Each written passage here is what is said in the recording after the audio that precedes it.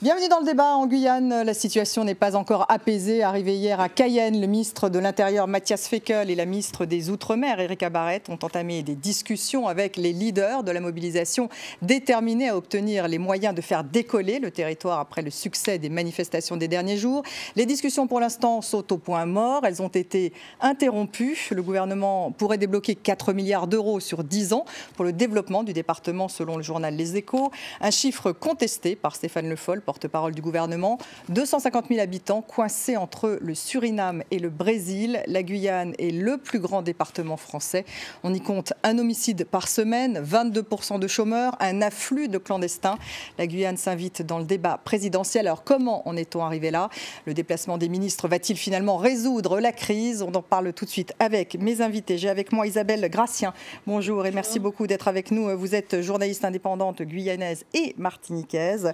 Valentin Narbonnet est avec nous. Bonjour. Vous êtes porte-parole de Benoît Hamon et vous connaissez très bien la question de l'outre-mer. Et Justin Daniel est avec nous. Bonjour, professeur de sciences politiques à l'Université des Antilles. Alors justement, je vais commencer par vous, Justin Daniel. La Guyane est-elle abandonnée par la République? En tout cas, c'est le sentiment que les Guyanais ont, parce que c'est effectivement un territoire qui est isolé et qui connaît des problèmes en matière d'équipement collectif, et ce n'est pas nouveau, et qui connaît aussi un problème de sous-administration et qui est confronté à d'autres enjeux tels que l'immigration et une explosion démographique. Alors, souvent, on a l'impression que les journalistes ne parlent que des trains qui arrivent à l'heure. Pour le coup... Tous ceux qui n'arrivent pas à l'heure. Voilà, mais on ne le sait pas. On ne le sait pas, et la situation qui est effectivement structurellement difficile en Guyane s'est progressivement dégradée au cours de ces dernières années. Elle s'est vraiment dégradée au cours de ces dernières années? Ça a empiré? De quel point de vue? Du point de vue de la criminalité, du point de vue du chômage? Parce qu'on a l'impression qu'on connaît déjà ces chiffres et que ça fait un moment que ça dure.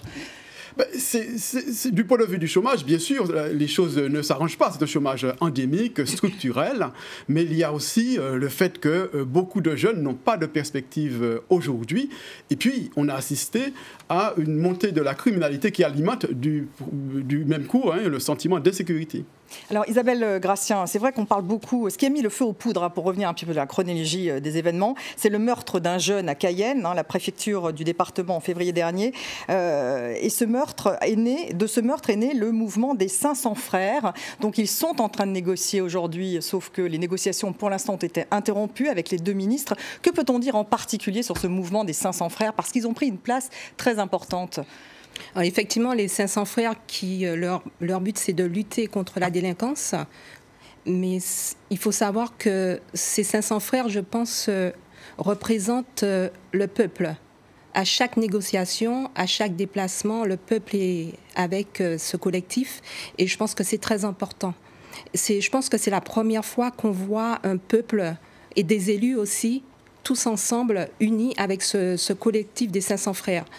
Donc c'est une très bonne initiative pour la démocratie, puisque là on voit vraiment une sorte d'expression et une détermination de la part des 500 frères, pas seulement des 500 frères, des élus, de la population, et je pense que c'est une très bonne chose. Alors justement, on rejoint par téléphone à Cayenne, en Guyane, Olivier Goudet, porte-parole du collectif des 500 frères. Merci beaucoup d'être avec nous, parce que c'est vrai que c'est compliqué de vous avoir à Cayenne aujourd'hui, Olivier Goudet. Alors justement, pour revenir sur ces négociations, les discussions avaient commencé avec les deux ministres, la ministre de l'Outre-mer et le ministre de l'Intérieur. Elles ont été interrompues. Que s'est-il passé? Est-ce que vous pouvez nous expliquer?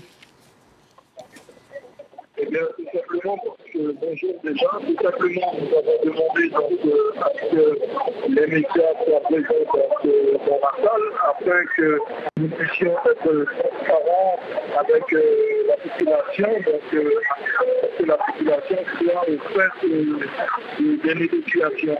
Et donc, les ministres ont catégoriquement refusé de lancer des médias.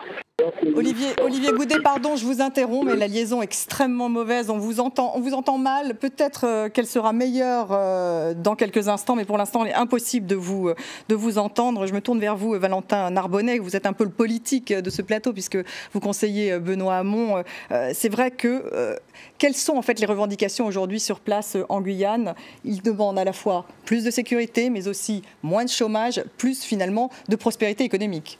En réalité, les revendications aujourd'hui qui appellent cette mobilisation générale sur l'ensemble du territoire de la Guyane concernent véritablement toutes les infrastructures structurantes, toutes ces lacunes véritablement et somme toute le développement économique de la Guyane. Vous savez, je pense pas, on l'entend depuis plusieurs jours, mais je pense pas qu'on puisse le dire de façon aussi abrégée que la République a abandonné la Guyane. Véritablement, il y a Ce n'est pas un abandon pour vous. Mais des choses formidables, des choses fortes ont été faites. Vous savez, au cours de la législature qui s'achève, l'État a véritablement s'est réengagé profondément dans les Outre-mer, a véritablement remis les Outre-mer au cœur de la République et singulièrement la Guyane. Alors, il y a un pacte de responsabilité qui a été engagé. Il y avait un pacte de François Hollande, justement, mais il n'a pas été appliqué. Alors, pourquoi il n'a pas été appliqué? Et justement, moi, je trouve que c'est un peu dommage que les médias ne se penchent pas suffisamment sur cette question. Ce pacte a été scellé avec le gouvernement. Il a été négocié avec le gouvernement, la collectivité territoriale de Guyane. Alors que s'est-il passé entre-temps? Les parlementaires de la Guyane. Sauf que le président de la collectivité territoriale de Guyane, qui s'était engagé à signer ce pacte d'avenir, ce pacte pour l'avenir de la Guyane, qui permettait d'injecter directement plusieurs centaines de millions d'euros dans l'économie de la Guyane, a tergiversé. Un jour, il disait qu'il signait, le lendemain, revenait sur sa position initiale. On ne sait pas trop pour quelle raison. Mais fallait-il être plus ferme du côté de l'État français dans ce cas ? Écoutez, vous savez que la décision appartenait au président de la collectivité territoriale d'apposer son sceau sur ce pacte. Le gouvernement a entretenu des négociations depuis le mois de novembre avec le président de cette autorité. Aujourd'hui, on voit la situation. On voit le résultat, c'est tout de même pas tout à fait probant en tout cas. Pas du tout, alors que ça permettait de rattraper un certain nombre de retards et ça permettait également un certain nombre de mesures pour le développement économique du territoire. Alors justement, en parlant du retard au niveau économique et social, le gouvernement vient de promulguer la loi égalité réelle fin février, donc il y a à peine quelques jours, et justement pour combler ces inégalités économiques et sociales. Donc j'espère que la Guyane profitera de cette loi égalité réelle. Justin Daniel, vous êtes d'accord avec ce que vient de dire Valentin Narbonnet? Finalement, ce n'est pas véritablement une faillite de l'État, ce qui se passe aujourd'hui en Guyane. La puissance publique a un rôle, a une responsabilité également dans la situation. Un abandon de la République, ce que vous avez dit. Ce n'est pas un abandon de la République et finalement, le gouvernement de François Hollande a fait ce qu'il pouvait. Je voulais tout de même nuancer ces propos et paraphrasant le titre d'un ouvrage célèbre, j'aurais tendance à dire que la République s'est arrêtée au rivage du Maroni, à bien des égards. Pas la République peut-être, l'État. Je veux dire par là qu'il y a des pans entiers du territoire guyanais qui échappent à l'emprise de l'État, faute d'un contrôle suffisant, mais difficile en même temps à réaliser, s'agissant des problèmes d'immigration, mais aussi lié au fait que nombre de politiques publiques qui sont conçues pour la France hexagonale, mais aussi pour les collectivités situées outre-mer, n'ont pas véritablement de prise sur la réalité guyanaise. Alors, j'ajoute, et ça a été dit tout à l'heure, pourquoi c'est un problème d'éloignement, c'est un problème de connaissance du terrain, parce que c'est vrai qu'il y avait déjà eu des troubles en 2008. Il y avait eu un prix très élevé de l'essence qui avait entraîné des troubles. Après un an de crise, l'État avait même consenti à une aide de 40 millions d'euros. Je l'ai noté, donc ce n'est pas nouveau tout de même ce qui se passe. Non. Alors, il y a un problème d'adaptation des dispositifs de politique publique à la situation guyanaise. Et comme ça a été fort justement dit tout à l'heure, il est clair qu'en Guyane, il y a un problème de sous-administration et de sous-équipement. Est-ce que vous savez que les collectivités territoriales en Guyane sont en train de courir après des équipements collectifs, des lycées, des collèges, parce qu'elles doivent faire face à une explosion démographique. Alors, qui est de 3,6 enfants, je crois, par femme, c'est ça, le taux de fécondité à peu près, donc bien supérieur à la moyenne française. 2,9 enfants par femme, contre 1,8 dans l'Hexagone, ce qui est beaucoup, et avec un taux de croissance extraordinaire que personne ne maîtrise. Donc les services publics ne suivent pas, voilà, malgré 40 millions d'euros d'aide, par exemple, qui ont été effectivement consentis en 2008. S'agissant de la loi sur l'égalité réelle, qui a été votée effectivement récemment par le Parlement, on peut tout de même noter que cette loi intervient 71 ans après celle du 19 mars 1946. Et je rappelle que le président Jacques Chirac a proclamé l'égalité entre les départements d'outre-mer et l'Hexagone en 1996, soit 50 ans après l'adoption de la loi du 19 mars 1946. Alors comment l'expliquez-vous ? Ce sont autant de promesses qui n'ont pas pu être tenues, des promesses de la République, ce qui crée un certain désenchantement sur place. Et moi, j'observe qu'en Guyane, les revendications mettent avant tout l'accent sur la notion d'égalité qui est au fondement même de la République. Ce qui est en cause aujourd'hui, c'est bien de faire en sorte que les Guyanais puissent accéder à des droits inhérents à la citoyenneté et à un certain nombre de droits sociaux en particulier. Et puis en particulier aussi à la richesse, Isabelle Gratien, parce que la Guyane est riche en or, il y a du pétrole, le bauxite, phosphore, il y a aussi les fusées de Kourou, donc c'est un territoire stratégique, il y a toute cette richesse et en fait, eh bien, ça reste très pauvre. Quels sont véritablement les freins au développement en Guyane ? Effectivement, on se pose la question comment on peut faire décoller une fusée alors que justement la Guyane ne décolle pas. Donc il y a un certain paradoxe entre Kourou, où la fusée décolle, et autour de Kourou, vous avez des bidonvilles, vous avez une Guyane en souffrance, vous avez de l'insécurité, vous avez un manque de soins, des hôpitaux sont vraiment dégradés. Donc comment expliquer qu'il n'y ait pas eu de levier de développement ? Parce que Kourou, ça remonte à il y a quelques années. Voilà, ça date depuis des années. J'ai de la famille en Guyane, je vois ma cousine qui se plaint, elle part travailler, mais vraiment la peur au ventre, elle a peur de se faire braquer.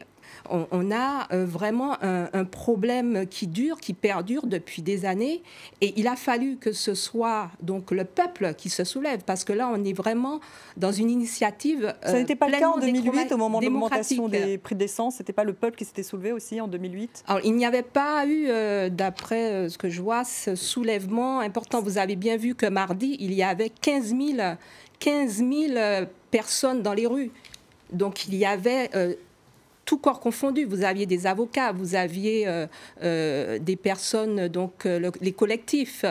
C'était une mobilisation inédite. Vraiment une solidarité et une union. Je pense que cette union, en plus, se fait dans le calme, dans la paix, vraiment dans le calme, sans heurts. Et je pense que c'est très important de le souligner. Et je pense que c'est ça qui va faire avancer les choses. Le dialogue dans vraiment la paix, dans le calme, et pour faire avancer cette Guyane qui est à l'arrière depuis plusieurs années par rapport à d'autres départements d'outre-mer. Alors Valentin Narbonnet, c'est vrai que Nicolas Sarkozy avait déclaré la guerre à l'orpaillage illégal. Manifestement, il n'a pas réussi à endiguer, et ça, c'est un des gros problèmes également en Guyane, celui de l'orpaillage illégal, c'est-à-dire finalement ces populations qui viennent de pays voisins et qui viennent illégalement, qui rentrent dans le pays et qui volent de l'or, tout simplement. Évidemment, il est inadmissible. Et ça, c'est un vrai problème. Ça ajoute à l'insécurité croissante dans le département. Il est inadmissible de voir que les ressources de la Guyane soient pillées de cette manière-là, que ce soit les ressources halieutiques ou les ressources minières, puisque nous étions en train de parler de l'or. Mais je constate également que, justement, le futur désirable auquel aspire Benoît Hamon, justement, répond très directement, le projet de territoire qu'il porte pour la Guyane répond très directement aux revendications qui, aujourd'hui, appellent cette mobilisation. Donc il pourrait réussir là où tout le monde a échoué ?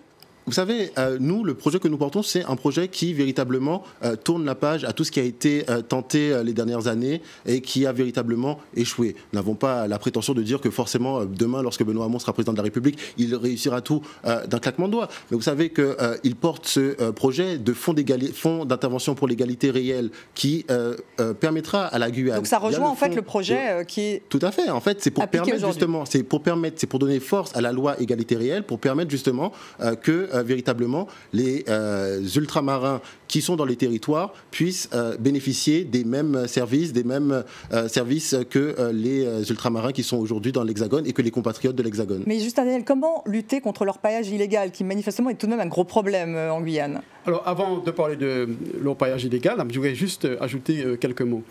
Que s'est-il passé dans les Outre-mer depuis les années 60 ?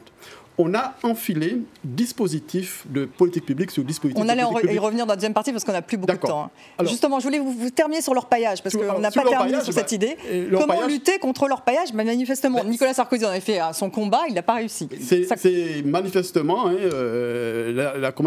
l'impuissance de la puissance publique, en quelque sorte, cette question de l'orpaillage clandestin. Il faut absolument que l'État mette des moyens appropriés. voyez, en leur disant, je sais que ça n'est pas facile, puisque la Guyane, c'est un territoire vaste, difficile à contrôler. Et tout le problème... Ça, c'est le problème, tout de même. Le problème, il vient de là. Il faut que l'État Une grande frontière avec le Brésil, une frontière avec le Suriname. Et il est extrêmement difficile de contrôler l'ensemble de cette frontière, qui s'étale sur plusieurs kilomètres. 500 et donc, km². c'est une difficulté. Alors, le département de la Guyane français est basé à 98%. Donc, c'est vrai que c'est une difficulté. Difficile, effectivement. Mais en tout cas, la loi égalité réelle doit profiter pas seulement à la Guyane, mais à tous les autres départements difficile, en tout cas, de l'outre-mer. Contrôler cette immigration illégale. Voilà. On se retrouve dans quelques instants. Restez avec nous.